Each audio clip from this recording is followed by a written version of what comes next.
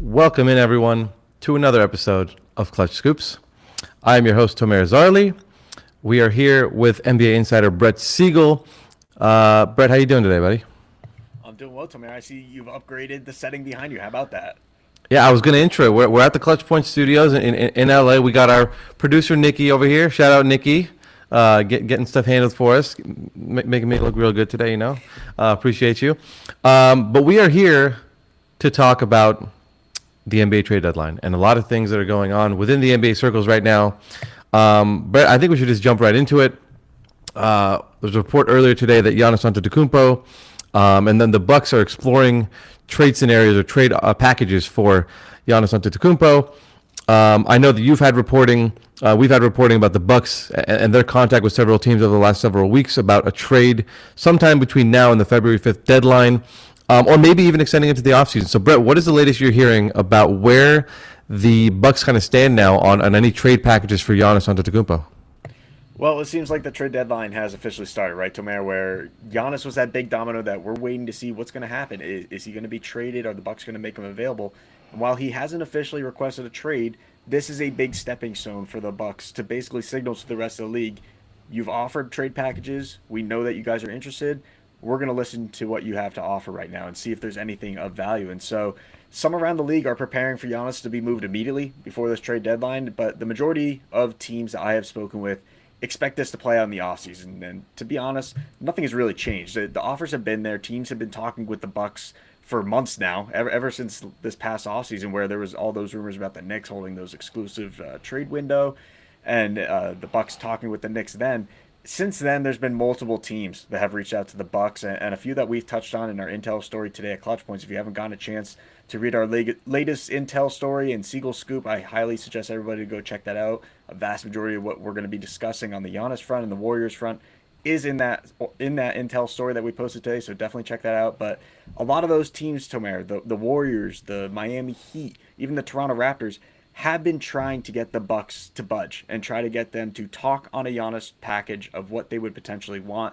That time has come, and now we're seeing the final moments of Giannis's chapter in his historic career with the Bucks. So, yeah, I mean, you've talked to people around the league. I've talked to a couple as well. It seems like there's nothing really new here as far as a trade request officially being in the works. It just seems like kind of adding more fuel to the fire to try and get ramp up these packages. And see what's available now before the deadline. And I think, like you said, it makes sense to move Giannis in the offseason when there's a lot more time to kind of get a deal done, get the package you want, allow teams to negotiate and put together better offers. So what do you think has kind of led to just how where we're at right now with Giannis? I mean, he said I'm not going to request a trade, but it seems like behind closed doors he's quietly been signaling that he would like to be moved.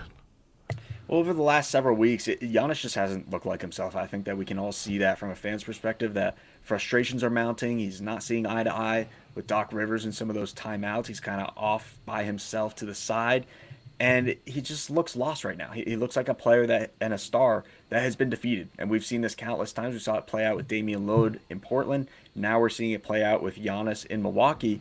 And so what happens now? Because he hasn't requested a trade, is this something that can really materialize over the next 7 to 8 days? And the answer is yes, it could happen. There's certainly teams out there that could put together a package for Giannis. But what is that going to look like? And I know that we mentioned teams like the Raptors, the Heat, the Warriors. Do they have not only the draft picks, but the young talents and the players that the Bucks are looking for?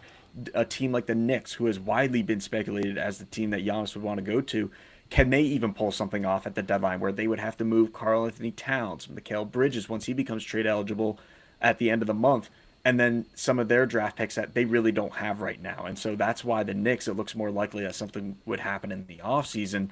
And that's why a lot of teams do believe that this Giannis sweepstakes is going to go on into the summer where the Bucks can fully engage with teams that have not only cap space, but a lot more draft picks to offer as well. Okay, so I want to go down the line for a sec. Let's list a couple teams out. And I want you to just put together some trade scenarios or what maybe teams have to offer. And I want to start with the Miami Heat. I know that's a team that has been in on Giannis. They've wanted Giannis for quite a long time. What would their package kind of look like? What do they have to offer the Bucks for Giannis? Well, I tend to think that they're in the best position out of any of these teams. Everybody can say that the Knicks are his preferred destination, but again, you go back to that Lillard situation. the Miami Heat is where he wanted to go, and he ended up with the Bucks. So just because you're a star player, maybe of Giannis' caliber, doesn't necessarily mean you're going to end up in your number one spot. And certainly he would have interest in joining a team like the Miami Heat because they are in a very good position to contend in the East, which is very wide open right now. And if you add Giannis to that team with Bam Adebayo, Norman Powell, Andrew Wiggins, if he stays there, we'll touch on him in a little bit here on the show, but that's all of a sudden a very interesting spot with a Hall of Fame head coach in Eric Spoelstra, who has won championships before, and he's done it with high-level talents like Dwayne Wade, Chris Bosh, and LeBron James, of course. So the Miami Heat, you look at what they have to offer. Tyler Hero, obviously a Milwaukee native, would be included in that package. Khalil Ware, who is a young talent that the Heat held out of trade conversations this past offseason with the Phoenix Suns when they were pursuing Kevin Durant. You got Jaime Jaquez. You got Yakichonis, the first-round pick from the Heat this past season. And they got 2 first-round picks that they can trade right now. Looking ahead to the offseason, all of a sudden that doubles. They go from having 2 first-round picks to 4 first-round picks. And that's really where the Heat's package could stand out, where you can offer Tyler Hero, Khalil Ware, Jaime Jaquez, and now 4 first-round picks for Giannis. I just don't think that there's another team out there that has a better package than that. Well, that's assuming they get to the offseason. So let's go down to the next team, I think. I want to talk about the Warriors, the Golden State Warriors. What would their package kind of look like as far as draft compensation is I believe, where they have the best available picks? What would their package look like if they were to trade for Giannis? So we just talked about the Heat having the best players that could be offered up. The Warriors undoubtedly have the best picks that they can offer up, and that happens right now. They have 3 available unprotected first-round picks. The Bucks can basically have their choice of what they want other than 2030, but it would look something like 2026, 2028, and that 32 first-round pick, as well as swaps in 27, 29, and 31. And so that kind of package, when you're looking at those picks in the future for the Warriors, those are post-Stephen Curry, post-Draymond Green, post-Jimmy Butler trade draft picks there for the Golden State Warriors. And so those are potential lottery picks. And that's where there's a lot of intrigue around the league in wanting Warriors future round picks. That's why the Warriors have been very hesitant to offer them to teams because of how valuable that they are. And also the Warriors have been holding out for this very moment ever since the 2019-20 season. They've been eyeing Giannis Antetokounmpo since Kevin Durant left. And he is at the top of their trade list. He's the player that Joe Lacob very much wants to add to this team at the end of Stephen Curry's career. And there's a lot of belief that if they were able to pull off a Giannis trade, and whether or not they still had Jimmy Butler or not, Giannis, Draymond Green, Stephen Curry in depth, that's enough to compete for a championship in the Western Conference, and that's why the Warriors are expected to go all in for Giannis before this trade deadline. And I will say it's no secret that Giannis has wanted to play with a guy like Steph Curry before. I think back at All-Star Weekend when they were in San Francisco, Giannis was, I think, one of the only, if not the only, non-teammate of Stephen Curry's to attend his Gentleman Cuts bourbon party outside Chase Center. So there's definitely ties there and some interest with Giannis wanting to play with Stephen Curry and the Warriors. Another team that has some good potential packages that they could give Milwaukee in a trade for Giannis. Let's talk about the Toronto Raptors. They've had a couple guys that they would potentially like to move off from. What would their package look like if they were to make an offer to the Bucks for Giannis? So the Raptors, they got 3 guys that have been talked about in trade conversations. You got RJ Barrett, Emmanuel Quickley, Jakob Poeltl. That would be the foundation of what the Raptors could potentially trade out on top of their draft picks.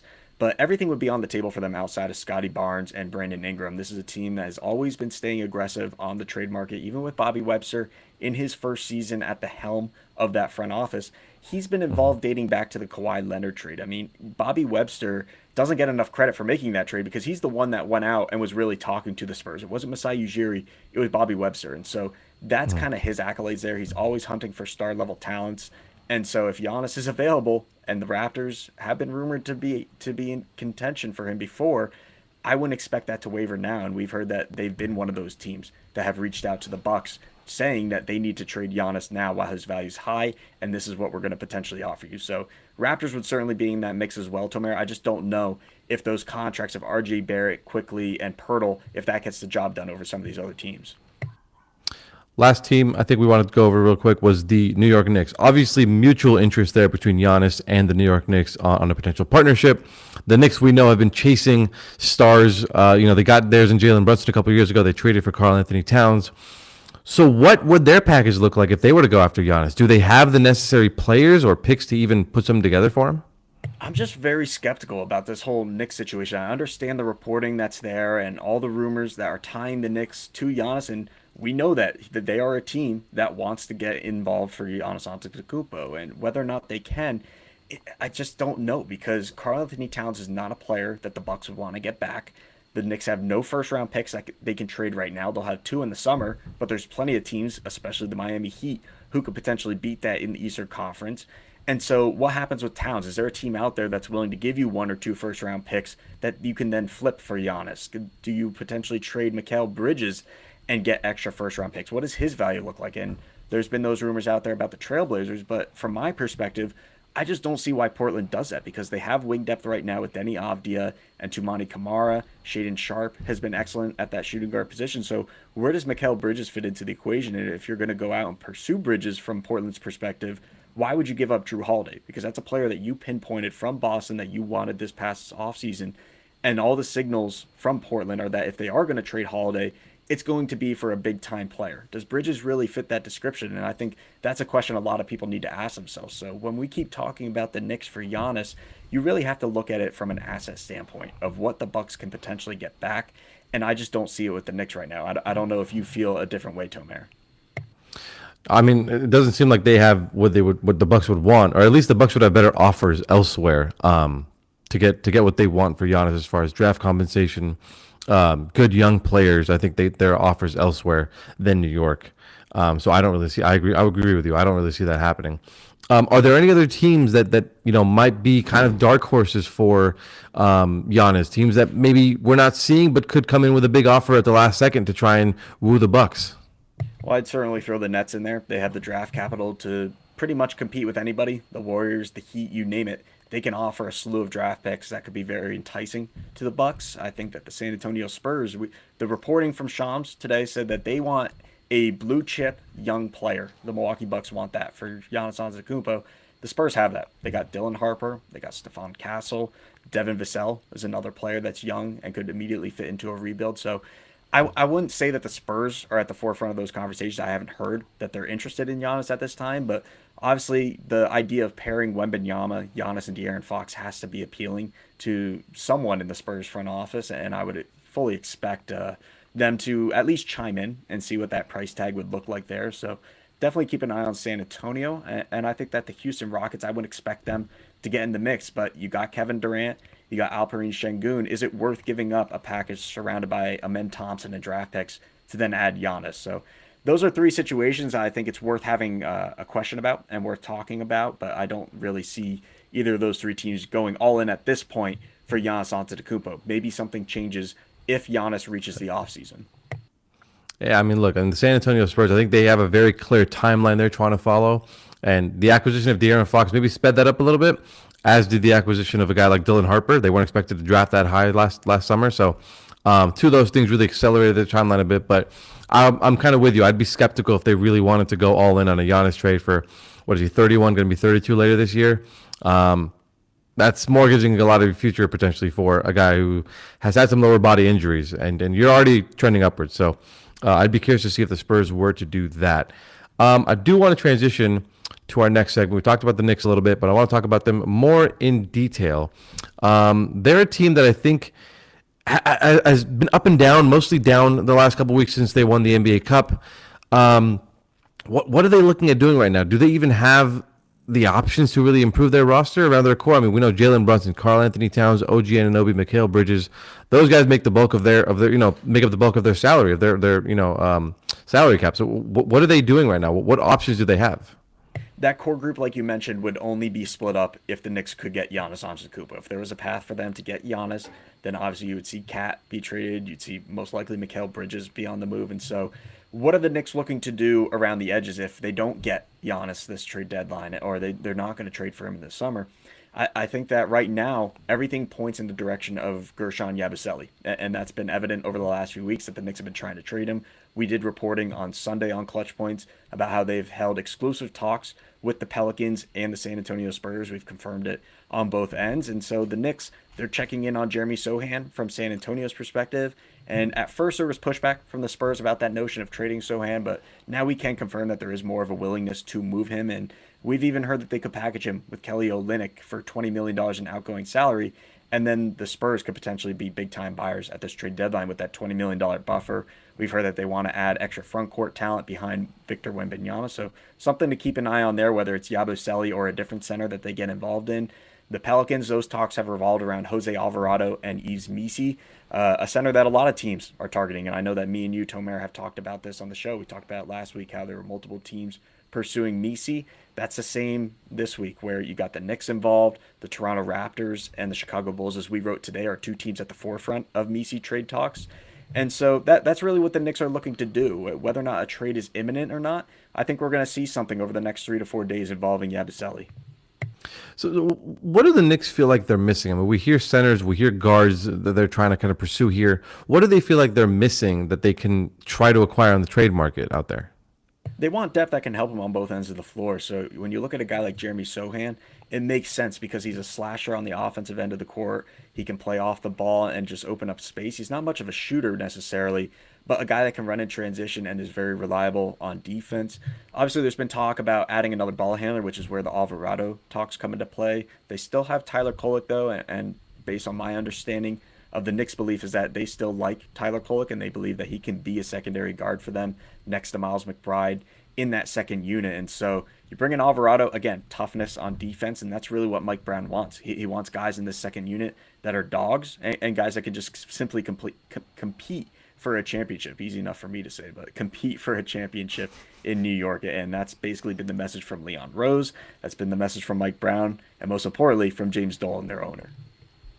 We'll talk about them a little bit later in the show, but Ayo Dosunmu, Kobe White, those are guards who might fit what the Knicks want to do. I know the Knicks are another team that, the Mavericks have been getting a lot of calls about a guy like Najee Marshall. Are any of those potential options for the Knicks? Could those be considered upgrades at all? So Ayo Dosunmu versus Kobe White, there's been a lot of back and forth in this over the last month in Chicago. We reported today on ClutchPoints that they are more than likely going to keep Ayo Dosunmu and look to extend him in the offseason. Kobe White is the name to monitor on the trade block over the next week, and the Bulls are hoping to fetch a first-round pick for him.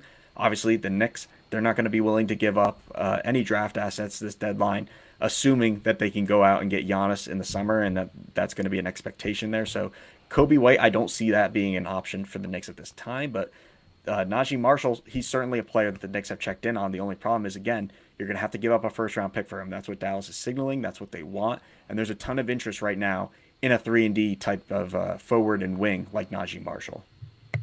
So unfortunately, the Knicks just lack the draft assets to really get anything done. Tomer is muted. Tomer, hello. Oh, is it muted? All right.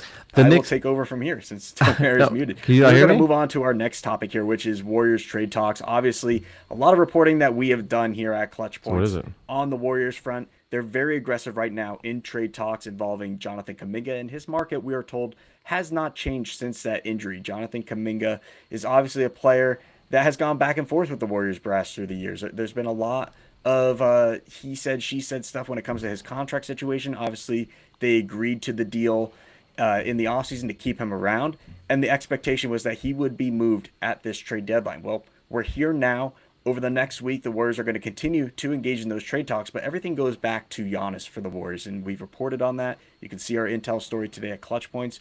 The Warriors want Giannis Antetokounmpo, and so they're going to be looking at all avenues in terms of multi-trade scenarios to get the Bucks what they want, and obviously all those draft picks will be on the table as well. But outside of Giannis, we've also reported on trade talks that the Warriors have held with Andrew Wiggins and the Miami Heat. And so those talks, we are told, have progressed to a new stage where Wiggins is seriously in consideration to head back to Golden State. Whether or not the Warriors are willing to meet the Heat's asking price of that first-round pick and when that first-round pick would be, I think is the most important factor here, especially because both teams are in competition for Giannis at this stage, where the Heat, they want extra draft picks to potentially send to Milwaukee. The Warriors, if they can't get Giannis, maybe they're going to be more willing to give up some of those future picks. Maybe it's a 27 or 28 pick that the Heat could then flip for their dream scenario of landing Giannis. And so that's where we're at right now with the Warriors and the Andrew Wiggins talks. We'll see where this goes over the next week. And obviously, let's see if Tomer has fixed his mic. Tomer is checking in on his mic. Doesn't Can look you hear like me, it, Brett? Tomer. You're gonna have to figure something out, buddy. But we'll kind of touch back on this, Tomer. I don't know what's going on, but the Warriors market. Well, let's kind of expand off of this. Andrew Wiggins, he's a player that a lot of guys and a lot of teams have targeted. You have the Los What? Angeles Lakers, who are a team that has pursued Andrew Wiggins, but nothing has really progressed to that stage. And also on that Andrew Wiggins front, we can circle back to Jonathan Kuminga. He's a player that the Lakers hold a lot of interest in. And so, could something happen there where Jonathan Kuminga potentially goes to the Lakers? We've done reporting on it. They have interest, but there is no offer that has been made at this time from the Lakers to the Warriors for Jonathan Kuminga. And Golden State has made it clear to LA that they have nothing of value. So, where does this go from here? I'm not really sure. But the Lakers, obviously, not involved for Jonathan Kuminga at this time. He is not an option for them. And now we look at what the Warriors could potentially do. They don't want to take back long-term money for Jonathan Kuminga in a trade. And as we already mentioned, the Warriors, to my understanding, are going to be making an all-in approach to the Giannis situation. This is a player that Joe Lacob has coveted forever, and he has long been viewed as the dream scenario ever since Kevin Durant left in 2019. There was talk earlier this year about Michael Porter Jr. being an option. We did reporting on it, how the Nets and the Warriors did, in fact, hold talks at the start of 2026 regarding Michael Porter Jr. That's no longer an option because of his asking price there. The Nets want 2 first-round picks for Porter. That's not something that the Warriors are willing to do. And obviously, Trey Murphy. He's been a big name that Warriors fans have been wanting their team to pursue as of late. I've heard that the asking price for Trey Murphy is just way too high. They want multiple first-round picks. We're talking 3, maybe even 4 first-round picks and a young talent. It's not something that the Warriors are willing to do right now. And so, is there anything else that the Warriors could really do besides Giannis or Andrew Wiggins at this time? Those are the 2 main focal points. We'll circle back, obviously, next week. We're going to have multiple shows for you guys about the trade deadline and what we're hearing, and there will be plenty of Warriors talk then. But as of right now, January 28th at around 4 p.m. Eastern time, Giannis is option number 1, and they are continuing to talk on the trade front about Andrew Wiggins. Well, Brett, I believe people say they can't hear me, so I don't know what what's going on your end, buddy. But yeah, I mean, just circle back on that. Yeah, the Warriors are in a really weird situation here with Giannis, Still with cannot hear Tomer. Kuminga. I'm not sure if everybody else can or not. Yeah, they can, buddy. Check your text, buddy. Yeah, and so I think the Warriors are just in a really weird situation here with Jonathan Kuminga. I think signing him to that 2-year deal. He's not a guy who wants to be there. I know he's played for them, but not a guy who really wants to be there. So I'm very curious to see what they end up doing with him at the deadline. If they do keep him, make him part of the rotation, it's still going to be an awkward situation with head coach Steve Kerr and everything. So I am curious to see what we end up doing there. Moving on to the Boston Celtics as potential buyers. The Boston Celtics have quite a lot of options, and they're looking to potentially get a big man on the market, I believe. Is that correct, Brett?